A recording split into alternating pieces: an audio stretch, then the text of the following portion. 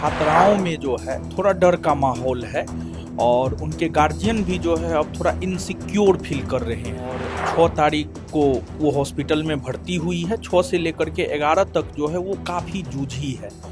इस दौरान अगर उसका इलाज सही से होता ना तो लड़की बच जाती। हमको पर्सनली व्हाट्सएप पे मैसेज आया है कि सर इस प्रकार का चीज़ हो रहा है, कैसे हम अपनी बच्ची को जो है पटना में सुरक्षित रखें। हमारी इच्छा है कि हम उसको वापस बुला लें, लेकिन हम फिर उनको हिम्मत दिए कि अगर आपके साथ कुछ भी होगा तो पूरा ज्ञान बिंदु जीएस एकेडमी पटना की टीम आपके साथ खड़ा है। हॉस्टल के लिए, कोचिंग के लिए, हर चीज़ के लिए जो है एक नियम कानून तय होना चाहिए। जो बिना नियम कानून का चल रहा है ना, उसको नियम कानून के दायरे में लाया जाए, तब इस प्रकार की घटनाएं नहीं घटित होगी और बच्चे भी सिक्योर फील करेंगे अपने आप को।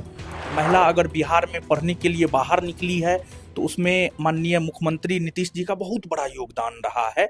नमस्कार, आप देखना शुरू कर चुके हैं लाइव सिटीज को। मैं नाम अभिषेक है। पटना में नीट छात्रा की मौत मामले में एसआईटी जांच कर रही है। आपको बता दें कि 11 जनवरी को नीट की छात्रा की अस्पताल में इलाज के दौरान मौत हो गई थी। 6 जनवरी को हॉस्टल शंभू गर्ल्स हॉस्टल में बेहोशी की हालत में वो पाई गई थी, जिसके बाद उसे 3 अस्पताल ले जाया गया जहां उसने दम तोड़ दिया। ऐसे में कल इस पूरे मामले को लेकर एफएसएल की रिपोर्ट सामने आती है, जिसमें यह बात की पुष्टि होती है कि उसके जो अंडरगारमेंट्स थे, उसके जो कपड़े थे, उसमें मेल स्पर्म था। ऐसे में इसको लेकर तमाम सवाल उठ रहे हैं कि उसके साथ दुष्कर्म हुआ तो किसने किया, कौन है गुनहगार। इसको खोजने में एसआईटी की टीम लगी हुई है। हमारे साथ पटना में चर्चित और प्रसिद्ध दरोगा फैक्ट्री के शिक्षक रोशन आनंद सर हैं। इनसे हम बातचीत करेंगे। सर, जब से ये घटना हुई है तब से आपके जो जहाँ पढ़ाते हैं आप इस इंस्टीट्यूट में, ज्ञान बिंदु में, इसमें क्या माहौल लग रहा है? लड़कियों के प्रति क्या माहौल है और जो गार्जियन है वो क्या सोच रहे हैं? देखिए, पहली दफ़ा अगर आप देखेंगे तो छात्राओं में जो है थोड़ा डर का माहौल है और उनके गार्जियन भी जो है अब थोड़ा इनसिक्योर फील कर रहे हैं। देखिए, आपको जहाँ तक घटना का सवाल है, 5 तारीख को लड़की जो है अपने घर से आई है और 6 तारीख को वो हॉस्पिटल में भर्ती हुई है। 6 से लेकर के 11 तक जो है वो काफ़ी जूझी है। इस दौरान अगर उसका इलाज सही से होता ना तो लड़की बच जाती। कहीं न कहीं जिस भी अस्पताल में वो भर्ती हुई है, वहाँ पर जो है लापरवाही बरती गई है।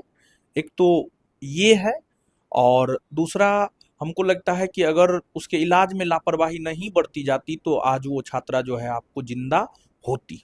पुलिस कर्मियों की लापरवाही भी थी इस पूरे मामले में। 2 पुलिसकर्मी सस्पेंड भी किए गए हैं। क्या लगता है? कहीं न कहीं प्रशासनिक लापरवाही भी है और गार्जियन स्तर पर भी लापरवाही है। गार्जियन स्तर अभी तक जो हम देख पा रहे हैं, गार्जियन स्तर पर भी लापरवाही है और प्रशासनिक स्तर पर भी लापरवाही है।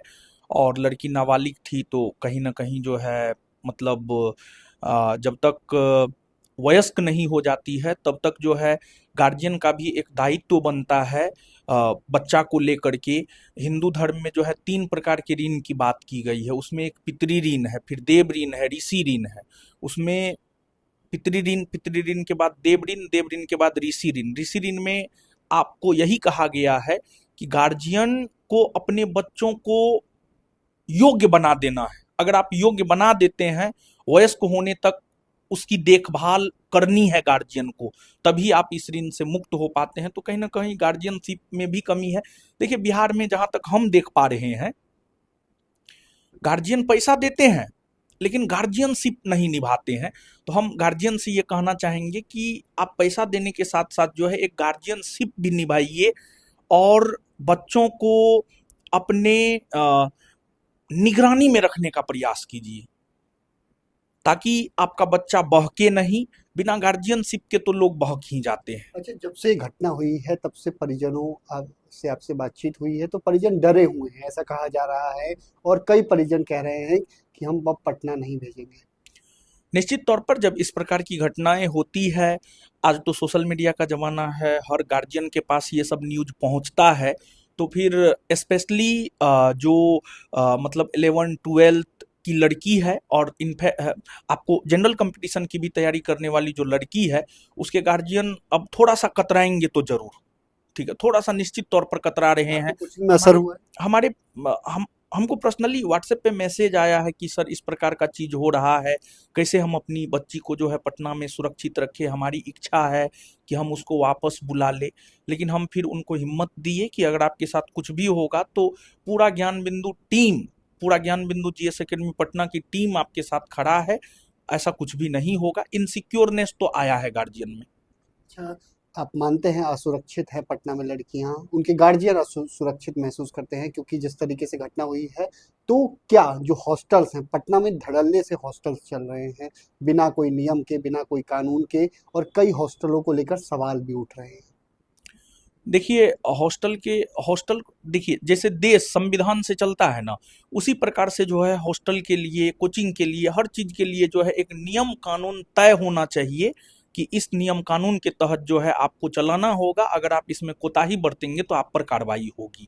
तो हॉस्टल जो बिना नियम कानून का चल रहा है ना, उसको नियम कानून के दायरे में लाया जाए, तब इस प्रकार की घटनाएं नहीं घटित होगी और बच्चे भी सिक्योर फील करेंगे अपने आप को। अच्छा, आपके कोचिंग में पहले आपने एक बात बताई कि पहले छेड़खानी बाहर में होती थी, कहीं कहीं कहीं होती थी, लेकिन अब से जब से रोमियो स्क्वाड बना है उससे क्या हुआ है?